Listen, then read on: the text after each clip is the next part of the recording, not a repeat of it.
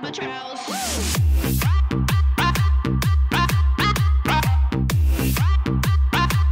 an albatross.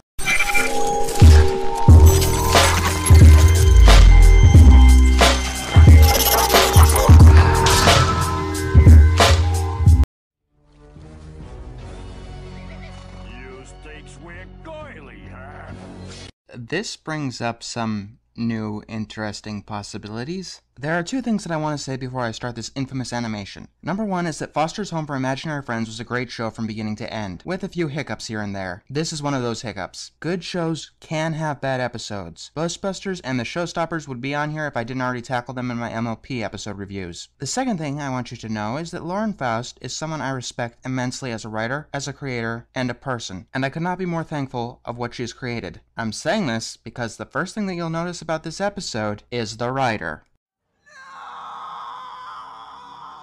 Yeah, Lauren Faust wrote the most infamous episode of Foster's Home for Imaginary Friends. I'm not trolling you or pulling some weird editing voodoo. You can go right to her IMDb or Wikipedia if you don't believe me. It's not like this is the only episode she wrote, and most of them were pretty good. But we've all got at least one dud in us. I just didn't realize that she wrote the dud. Yeah, it came as just as much a surprise to me as it probably did to you. That being said, I'm not going to hold any punches towards the episode itself, since yes, I do believe it is the worst episode of Foster's Home for Imaginary Friends. So, the episode begins with some enraged parents dropping off an imaginary friend. This is the titular Bendy. Apparently, he's been blamed for a bunch of broken rules. Of course, Frankie and Harriman believe that their child has been framing Bendy, and he does look pretty guilty about it. And the parents have not witnessed Bendy doing any of these things. When Frankie and Mr. Harriman accuse their child, the parents storm away, and Bendy looks distraught. Okay, the setup is actually pretty decent. Then again, this is still a very cliched premise.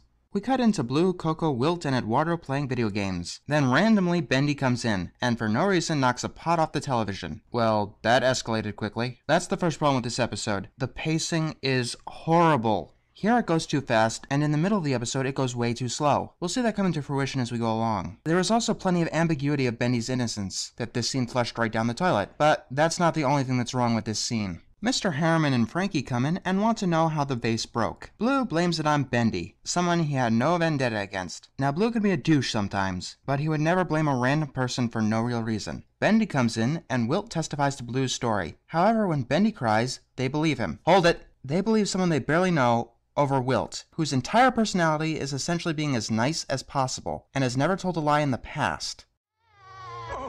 Blaming this poor innocent, just after he was falsely accused by his own family and abandoned forthwith. I would think that might give the parents' story some more credence, rather than less. Yes, the parents clearly had a bias against Bendy, but these four did not. Why would Blue blame someone he didn't know? And I don't care how sad his sob story is, it's 4 against 1. And that's probably why people hate this episode, besides the forced plot. It's just Bendy's cruel grin. It's the kind of grin you just want to sock a few times. So we have a bunch of shenanigans where Bendy tries to get all 4 of them framed. And each time it's that stupid grin. The worst part is that for most of them, Bendy seems to be going after them for no real reason. It's like a scene or two is cut. Actually, that might be a possibility. This episode has a very odd runtime, clocking in at 13 minutes. It's like it was originally a 22-minute episode that they tried to hack down into an 11-minute episode. Also, some of these scenes get really frustrating. Don't take the marker! Don't take the marker! Don't take the marker! Oh, for goodness sake, Master Blue, who would be so stupid as to write his own name on the wall? That's a very good question. Blue ain't the brightest kid around, but he'd probably never do something that stupid. So all 4 of them get sent to the corner, ranting about Bendy, until Blue comes up with the idea to frame Bendy. They lay down a bat near a giant window, and when Bendy comes in, he gets that god-awful grin on his face. The 4 of them get ready to take a photo, but Bendy breaks the glass and runs too quickly. Don't pick up the bat! Don't pick up the bat! Don't pick up the bat! And he picks up the bat. And Coco takes pictures of him with the bat, which gets all 4 of them for some reason sent back to the corner. That scene had no purpose. It could have been cut out of the episode altogether. Bendy starts talking on the intercom, insulting Frankie and Mr. Harriman. Don't do it! Stay put! Stay put! And you go for it.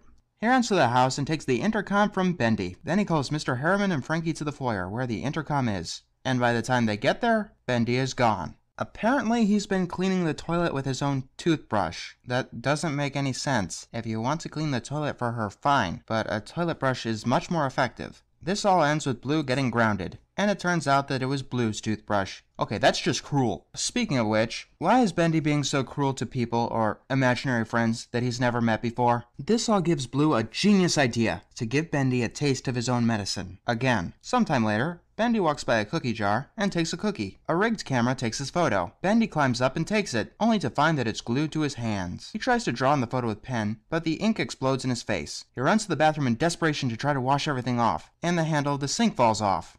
The bathroom begins flooding, so Bendy plugs it with towels. This eventually leads to the sink exploding. The door opens and it looks like Bendy was finally caught in the act. Guys, why didn't you end it here? If you ended it right here, everything wrong with this episode would have been excusable. Just have a shot of Bendy being driven away. That would have made everything prior in this episode okay. But no. Blue comes in and admits that he's the one who set up Bendy, getting in trouble for flooding the house. And the episode ends with Matt coming home, wondering what Blue did. Yeah, you know that an episode is bad when not even the writer likes the episode. Yeah, this is an episode that Lauren Faust herself regretted writing, and I could see why. This thing is just a mess. The plot is forced and the ending is just miserable. Like I said, even good shows can have bad episodes, and even good writers can write them. And yes, Lauren Faust is definitely a good writer, and a great creator overall. Join us next time when I bring you proof that Lauren has done more good than bad. Oh yeah, people, we're going there.